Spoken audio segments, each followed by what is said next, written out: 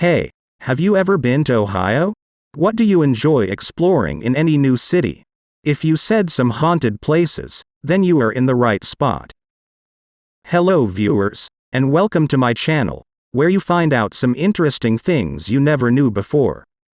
As we were talking about Ohio, taking it forward, in Ohio, you are going to find a fair share of all things eerie, ghostly, and just straight up creepy.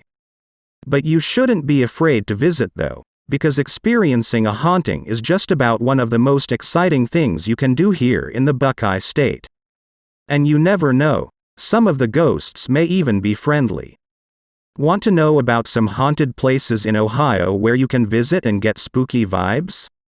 Then stay with us till the end of the video and find out.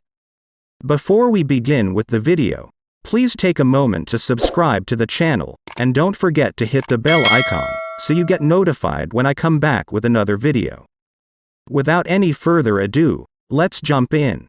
Ohio has the second highest number of haunted house attractions across the U.S. Franklin Castle. German banker Hannes Tiedemann built Franklin Castle, a 30-room structure complete with towers, gargoyles, and secret passages, for himself and his family in the 1880s. The Tiedemanns moved in and started dying right away, 5 of them in the house and Hannes himself shortly after selling the home. The property, generally considered cursed, has since been owned by many owners, often not very long. The horrors described here include cold spots, ghost children, incomprehensible organ music, and an unbelievable heating bill. Number 2. House of Wills. The House of Wills, an opulent 34-room mansion complete with columned, Egyptian rooms, and Mad Men-style halls, was once the most prominent African-American funeral parlor in Ohio. Its owner, J. Walter Wills, an entrepreneur and civil rights leader, died at home in 1971 and the home fell into disrepair after a while. Visitors have reported strange mists, energy swirls, and an elegantly dressed man who might be Wills himself. Oh, and did we mention that the building now belongs to a member of the Church of Satan? Number 3. Ohio State Reformatory. Famous for his spin on the Shawshank Redemption, Mansfield's Ohio State Correctional Facility began its existence as an idealistic experiment. It would house non-violent criminals and, as the name suggests, reform them. But the overcrowding, ultimately 4 per cell, led even the most docile inmates to violence, suicides, escape attempts turned into murder, a riot, and the accidental shooting death of the warden's wife left their mark on the building's bloody floor.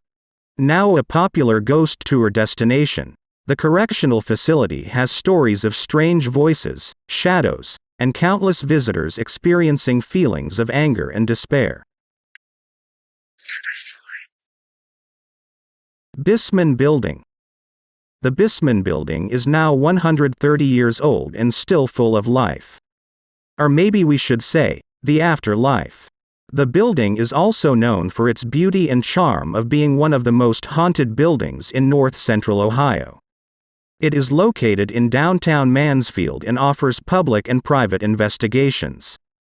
In the early 1930s, 20 chimneys on Bissman's north and south sides filled the air with a rich coffee aroma in the early morning, as their own brands Red Band Java Blend, Steel Cut, and Acme were made fresh daily. Downtown residents would wake up to the smell of roasted coffee beans and return home with the scent of roasted peanuts at the end of the workday. The building has an early Romantic Gothic style. The haunted Bissman Building also got featured as a site in the movie The Shawshank Redemption. Number 5. Malabar Farm.